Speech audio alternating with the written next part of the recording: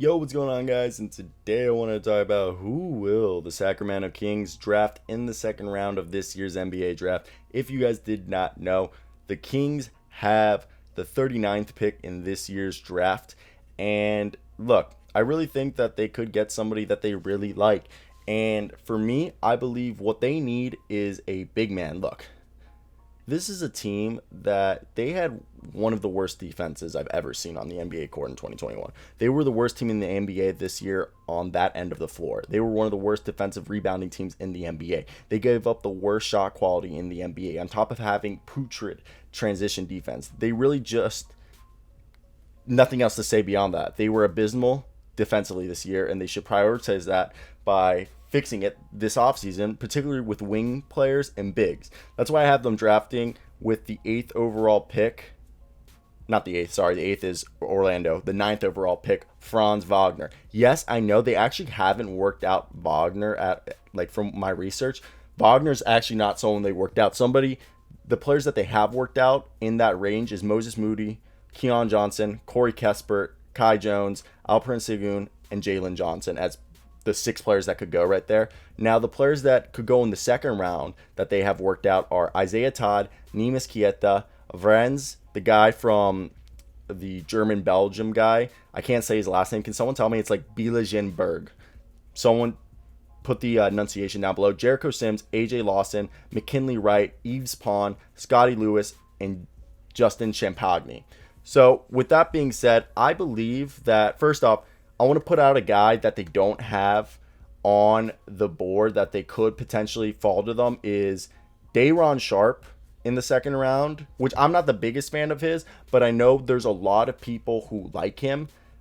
But let's get right into it. I want to hear your opinions down below. Who do you think they should draft, and who do you believe they're going to draft in the second round? I believe it's going to be a big guy. I don't think Nemes Kieta is going to be there. I really think Nemes Kieta is going to be a surprise first-round pick or early second-round pick. Truly, that's what I believe. I think Isaiah Todd or Justin Shampagi are 2 guys right there that they could really enjoy and get a lot of value out of them. So let's get right into today, and let me talk about and break down these prospects for you guys. So hit that like and subscribe button, and let's get right into it. So Justin Shampagi, he's a power forward, but he's really a small ball big and a 4.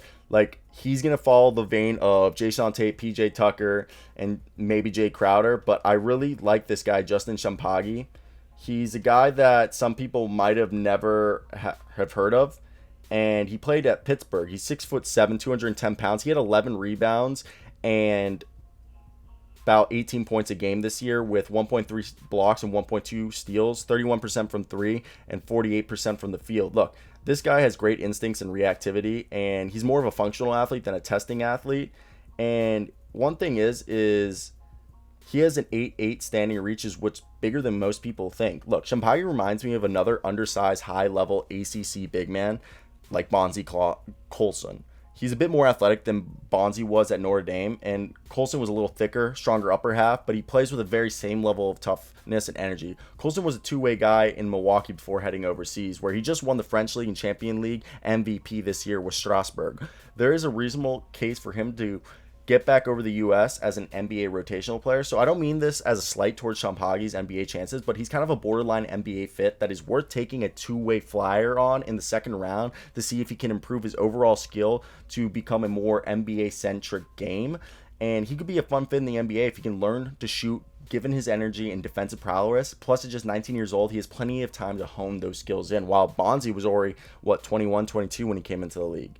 So the next guy I have that they could really benefit off of is Isaiah Todd, who I think he might choose to go undrafted like Keon Johnson, but I could also be wrong. So let's talk about this guy. Isaiah Todd is an interesting fit because he's 6'10", 210 pounds, 19 years old. He shot 36.7% from 3, 43.7% from the field, half a steal, little under a block a game, 1.5 turnovers, under an assist a game, 5 rebounds, and 12.5 points, 82.4% from 3. He's got good size, athleticism, 6'10". He moves well for his size. Not like a wing, but he's got strong mobility for a guy who's a stretch 4, small ball big. And his best skill right now from an NBA perspective is shooting. He's a legitimate weapon from the three-point line, albeit an inconsistent one right now. He shot 36% from the G League, and the Unite team only had few instances of him running off of movement to get him free. So what I believe is he's got nice touch as a shooter, and his best skill on defense comes with his mobility. You know, he can switch onto smaller guards, and he held up his own, and he does a good job contesting. Guys will even try to attack him. He generally did well sliding to stay in front while keeping his hips and feet active and ready to cut off a counter. Even when guards beat him in a straight line, he did a good job of contesting from behind. Now, what's the area of concern is his shot selection, and the bigger problem is his passing ability. He literally couldn't even get an assist a game. So after watching the season, I think he's the worst out of the 4 draft prospects on there, or one of the worst. You could say Daishin Nix is worse. Having said that, I think he exceeded my expectations. He looks like an Exhibition 10 two-way contract guy, and I think he has genuine tools that are worth developing, and those tools have real value for where the league is going. But Todd has such a long way to go in that respect. His complete inability to absorb contact right now is going to make it difficult to transition into the NBA, and he's got to get stronger and more willing to play through contact. He's going to have to significantly improve his feel for the game. He has the physical tools to be a 3-and-D big man or stretch forward, but he's multiple years away from making an NBA impact. It's going to take a significant amount of work and willingness to change his game on his part. Instead of being the shot creator who's hyped up to be, he seems like he would be much better served as an elite movement shooter who defends at a high level. If he puts all his energy and focus into that, he could be a long-term NBA player.